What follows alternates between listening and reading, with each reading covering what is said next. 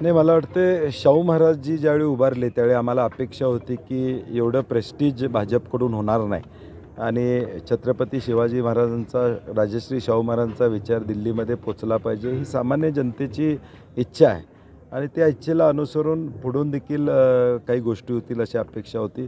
परंतु आता आपण बघतोय की सगळं सोडून ते इथं बसलेत. मला का कळत नाही की एवढा विरोध शिवाजी महाराजांच्या विचाराला, शाहू महाराजांच्या विचाराला ते का करतायत हा प्रश्न निश्चितपणे आहे.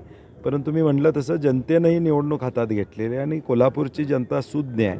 नेमक्या दिशेला कुठल्या जायचं हे लोकांना कळतं.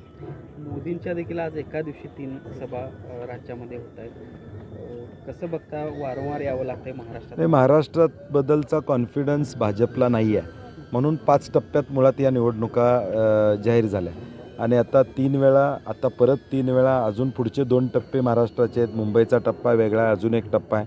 मला वाटते किमान 10 त्यांच्या भेटी होतील असं भाजपचे लोक त्या ठिकाणी सांगतात. याचा अर्थ राज्यातल्या नेत्यांवर कॉन्फिडन्स राहिलेला नाही. राज्यातलं नेतृत्व काही प्रमाणात यशस्वी आणण्यामध्ये या ठिकाणी ते पुढे येऊ शकत नाहीत ह्या निश्चितपणे खात्री झालेली आहे. परंतु ते आल्यामुळं सुद्धा राज्यामध्ये फरक पडणार नाही, कारण की महागाई, बेरोजगारी आणि एकूणच घटना बदलण्यासंदर्भातली भाजपच्या खासदारांची वक्तव्य आहे. यामुळे लोकांनी महाविकास आघाडीच्या बाजूनं राहण्याचा निर्णय घेतलेला आहे. त्यामुळे दिवस वास्तव्यास होते तेव्हा हॉटेलच्या रूममधून पैशांचा महापूर बाहेर पडला आहे कोल्हापूर शहरात किंवा जिल्ह्यामध्ये, अशी एक माहिती आहे किंवा कुजबूज आहे.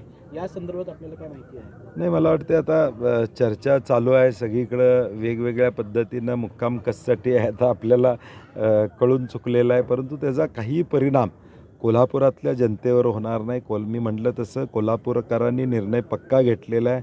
आपल्या गादीचा सन्मान ठेवायचा, छत्रपती शिवाजी महाराजांचा विचार पुढं घेऊन जायचा. त्यामुळं काही वापर केला, कशाचाही वापर केला तर त्याचा परिणाम निश्चितपणे कोल्हापूरकरांच्यावर होणार नाही. निवडणुकीच्या माध्यमातून काहींना आम्ही वारसदार असल्याचं थोडंसं हे नाही, मला वाटते आत्ता त्यांना आठवण का आली हा प्रश्न आहे. राजकीयदृष्ट्या हा एका बाजूला ते म्हणतात हा घरगुती विषय आहे आमचा, आम्ही ते बघून घेऊ. मग तुम्हाला आत्ताच कोल्हापूरमध्ये याची वेळ का आणली? आणि मुळात भाजपनं हे अगदी खास विमान पाठवून, चार्टर्ड विमान पाठवून त्यांना आणण्याची वेळ आली. याचा अर्थ पायाखालची वाळू घसरलेली आहे. मुद्दा त्यांच्याकडे कुठलाही राहिलेला नाही आहे आणि म्हणून कुठलं तरी काहीतरी उकरून काढायचं आणि लोकांच्या समोर दिशाभूल करायची.